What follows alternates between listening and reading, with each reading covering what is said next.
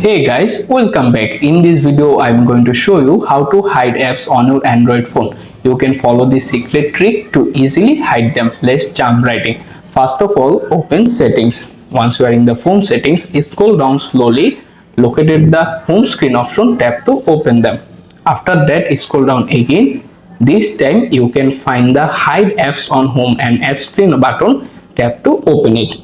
Here you can see all of the install pre-install app listed there.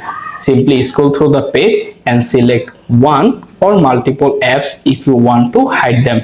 For example, I am selected the 3 apps. After you selected your preferred apps, confirm by tapping the done button top right corner and wait to complete the process, and you have successfully done.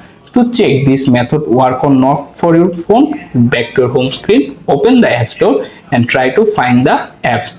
However, you cannot be find this app. This means you have successfully hide it.